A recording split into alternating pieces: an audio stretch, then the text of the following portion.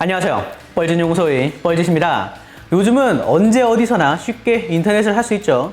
그런데 여전히 전 세계 45% 인구 39억 명의 인구는 인터넷 접속이 원활하지 않아요. 이러한 접속이 불균형을 해결하기 위해서 새로운 대안으로 떠오르고 있는 게 하나 있습니다. 바로 우주 위성 인터넷인데요. 우주에 인공위성을 띄운 후에 인공위성에서 인터넷을 제공한다는 거죠. 되게 신기한데 우주에서 인터넷을 제공한다면 당연히 다양한 문제점이 있을 수밖에 없어요. 가장 큰 문제가 바로 레이턴시죠. 지연을 얘기하는데 우리가 흔히 얘기하는 핑이 높아집니다. 즉 게임이나 상호작용적인 뭔가를 할 때 지연이 더 길게 발생한다는 거죠. 근데 당연히 이에 대한 대응책도 있습니다. 지연이 긴 고궤도의 인공위성이 뿐만 아니라 저궤도, 즉 지구와 가깝게도 인공위성을 쏜다는 거예요. 고궤도의 인공위성은 넓은 커버리지를 갖추고 있지만 더 멀기 때문에 레이턴시가 더 길어지죠. 실제로 상공 35,000km의 인공위성의 경우에는 빛의 속도로 데이터를 주고받는다고 해도 이론상으로는 250ms, 실제로는 600ms, 약 1초에 가까운 레이턴시가 생깁니다. 하지만 1000km 정도의 저궤도의 인공위성을 띄우면 이론상으로는 3ms, 실제로는 20에서 30ms 정도의 레이턴시를 가집니다. 이 정도면 상당히 낮은 레이턴시라고 볼 수 있겠죠. 실제 스마트폰으로 데이터를 측정하면 20에서 40 정도 나오니까요. 그래서 현재 대다수의 우주위성 인터넷 사업 계획은 이런 고궤도, 중궤도, 저궤도 위성을 적절히 배치해서 커버리지와 레이턴시를 적절히 조율하려고 하고 있어요. 이런 계획을 발표한 회사가 여러 있는데 당연히 우주 사업이다 보니까 자금도 많이 들고 이것저것 제약 사양도 많아요. 현재 실현 가능성이 가장 높은 프로젝트가 바로 스타링크인데, 스타링크는 테슬라 CEO인 일론 머스크 아시죠? 대표적인 프로젝트 중 하나입니다.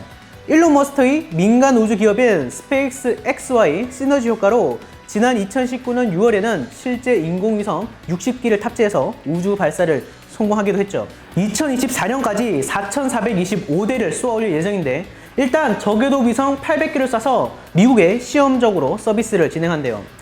이걸 보면 대략적으로 성능을 유추할 수 있겠죠. 근데 이게 생각보다 굉장히 구미가 당기는 사업이에요. 말로는 인터넷 연결성을 제공한다고는 하지만 결국은 사업이기 때문에 인터넷을 파는 거거든요.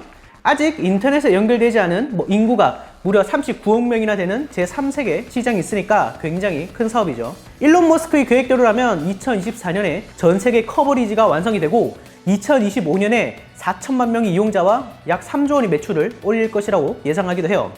2024년 생각보다 그렇게 멀진 않죠. 현황을 말씀드렸으니까 이제 기술적인 부분을 조금 더 파고들어 보죠. 제가 시작하면서 고도 35,000km의 위성이 레이턴시가 250ms 정도라고 말씀드렸죠. 어떻게 이런 짧은 지연 속도가 가능할 걸까요? 우선 현재 인터넷의 경우에는 해저 광 케이블로 연결되어 있습니다. 광, 말 그대로 빛을 의미하죠. 빛의 속도라는 건데 이 광 케이블 안에는 빛의 속도가 3분의 1로 줄어들어요. 그리고 연결 과정에서 수많은 중계기를 거치면서 지연이 발생하죠. 하지만 우주는 이런 방해가 적기 때문에 실제 빛의 속도와 비슷한 속도로 전송할 수 있다는 거예요.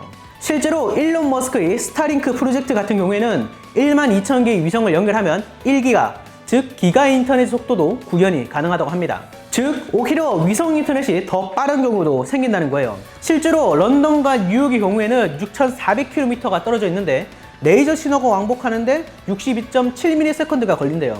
근데 스타링크가 주장하기로는 이 경우 지상에서 저궤도 위성으로 빛의 속도로 쏴주고 다시 위성에서 지상까지 쏴주는 데까지 43ms로 단축할 수 있다고 합니다.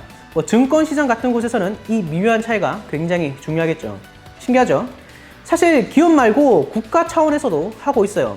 바로 중국인데요. 중국 정부 차원에서 위성을 띄워서 2026년까지 전 세계에 무료 인터넷을 제공한다고 해요. 제3세계 같은 곳에 무료 와이파이를 제공한다는 건데 솔직히 중국이 무료로 네트워크를 제공한다?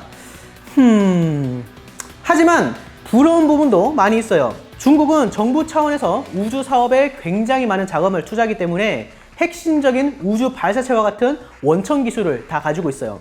실제로 지금도 주기적으로 로켓을 발사하고 국가 차원에서 여러 우주 프로젝트도 진행하고 있죠. 근데 당연히 이런 우주 위성 인터넷 프로젝트의 우려되는 부분도 있겠죠. 첫 번째는 바로 우주 쓰레기예요. 스타링크 이외에 아마존, 원해커 같은 기업에서 10,000개에 달하는 위성을 띄우는데 이게 기존 수명을 다한 인공위성이랑 충돌할 수가 있다는 거죠. 뭐 자동으로 피할 수 있게 프로그래밍을 한다고는 해요. 두 번째로는 우주 미적인 문제인데요. 일부 천문학자들의 경우에는 밤에 별자리를 볼 수 없게 될 것이라고도 얘기해요. 수많은 위성에 반사된 빛이 별보다 더 밝아져서 밤하늘에 더 이상 별자리를 볼 수 없을 것이라는 거죠. 뭐 물론 이것도 하나의 주장이긴 해요. 정리하자면 실제 지상과 거의 동일한 품질의 인터넷을 위성을 통해서 전 세계에 서비스를 제공한다는 거죠. 이거는 굉장히 큰 차세대 우주 사업이란 거예요.